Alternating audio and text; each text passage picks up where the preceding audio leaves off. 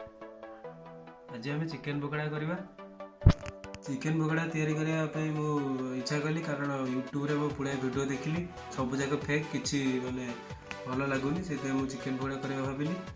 Chicken pakora करने किले chicken दरकार तापर आमर लंका गुंड चिकेन मसला गोलमरीच गुंड धनिया पाउडर चाट मसला बहुत इम्पोर्टाट तापर हलदी गुंड तापर आम लुण जी स्वाद अनुसार आम दवा तापर आमर अदा रसुण पेस्ट अंडा गोटे दवा तापर विनेगार आजिनोमोटो मार्केट में मिल आराम सोया सॉस तापर कॉर्नफ्लोर तापर यहाँ हूँ फूड कलर आप आड कर फूड कलर आप माने चिकेन पकोड़ा करने पूर्व आम प्रथम आपको मैरिनेशन करने आम सब मसला फसला सब आड करिया ये सब मसला को आम एक साथ आड करदे सब आड करदे आड कर सारा लुण स्वाद अनुसार देवा जी दरकार से देवा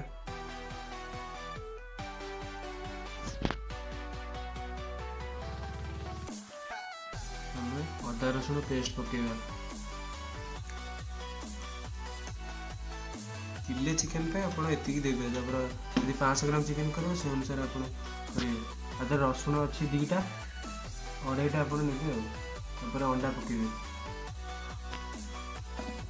अंडा पकई सारापर विनेगार पकेबे आजिनोमोटो मार्केट में आराम मिल जाए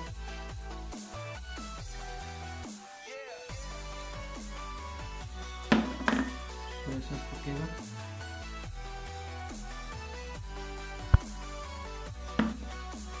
फूड कलर बेसी पकईबे लंका गुंड भादिकी दरकार से पकड़े बेसी पकड़े food colour natural food colour use करें भल तापर आप गोल सारापर लास्ट कॉर्नफ्लोर पकड़ा भल भाव आप गोल देवे आपको गोल भल कर सारापर फ्रिज को 1.5 घंटा रखा घोड़े की आराम रखा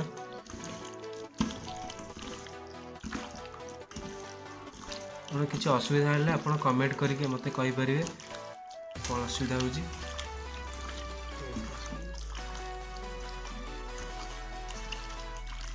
सारापर कॉर्नफ्लोर आड करिया कॉर्नफ्लोर गोटे कप मुझे जी पकेबी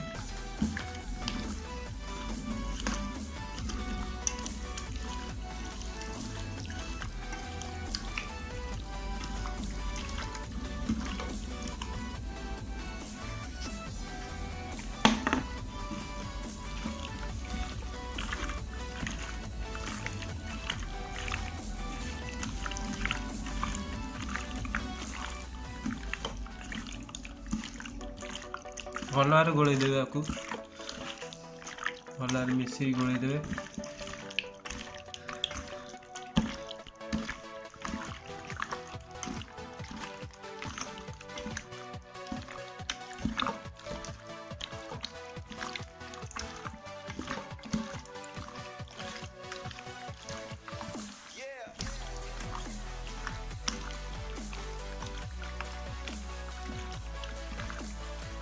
गला को आम घोड़े रखीद फ्रिज रे ए तो घोड़े हो मुझे घोड़े घोड़े घंटे 1.5 घंटा फ्रिज रखीदे बर्तमान फ्रिज रु चिकेन काट सारापर आम आपको गोल सारापर आम तेल गरम करिया तेल आगुरी गरम हो जाए भल भाव गरम करिया तो कमे की रखिया गैस तेल गरम हो जाए बर्तमान आपको आम गोटे गोटे भल भाव मसला मिसई पकेबा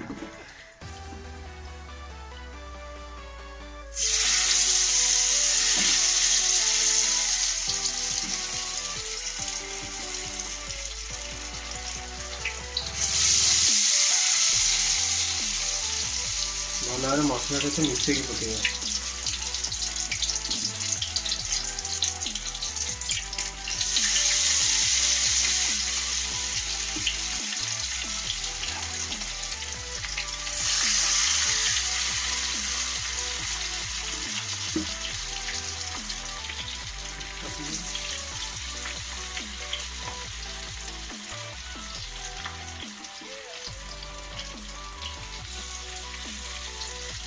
ବେଶୀ ପକେଇବେନି, କଡ଼େଇରେ ଯେତେ ଜାଗା ଅଛି ସେତିକି ପକେଇବେ।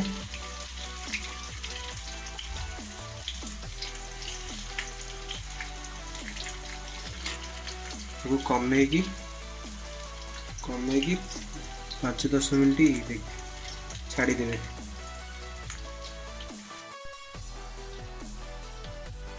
କମେଇକି କଲେ ଇଏ ଭଲ ଭାବରେ ଚିକେନଟା ସିଝିବ। 5 ମିନିଟ୍ ହେଇଗଲେ ଆମେ ଆକୁ ଓଲଟେଇବା। 5 ମିନିଟ୍ ହେଇଗଲାଣି, ଏବେ ଆମେ ଆକୁ ଓଲଟେଇବା।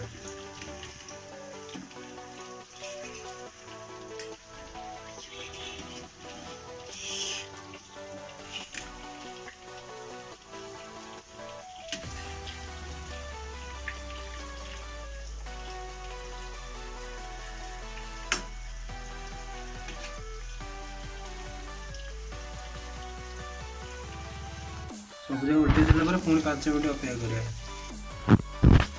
ଇଏ ବି ଏପଟ ସେପଟ ଦୁଇଟା ଯଦି ହେଇଗଲା ତାକୁ ଟିକେ ବଢ଼େଇଦେବା, ଗ୍ୟାସ୍ ଟିକେ ବଢ଼େଇଦେବା ଭଲ ଜୋରରେ।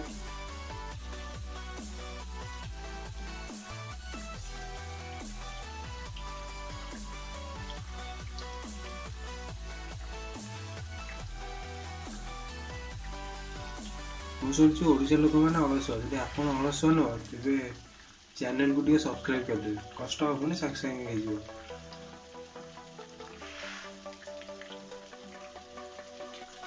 ଆପଣ କେତେ ପରସେଣ୍ଟ ଭଲ ଲାଗିଲା ଆପଣ କହିପାରିବେ, କୁକୁଡ଼ା କେତେ ପରସେଣ୍ଟ ଭଲ ଲାଗିଲା କମେଣ୍ଟ କରି କହିପାରିବେ।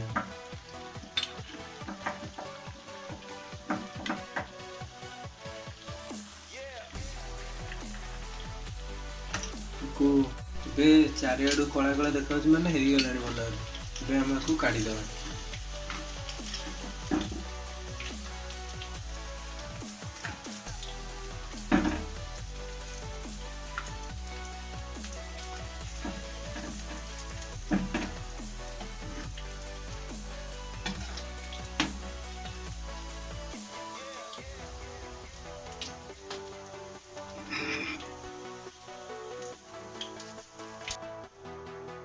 ହେଇଗଲା ଆମର ଚିକେନ ପକୋଡ଼ା। ହେଇସାରିଲା ପରେ ଟିକେ ଚାଟ୍ ମସଲା ପକେଇଦେବା। ଚାଟ୍ ମସଲା ଟିକେ ପକେଇକି ଗୋଳେଇଦେବା।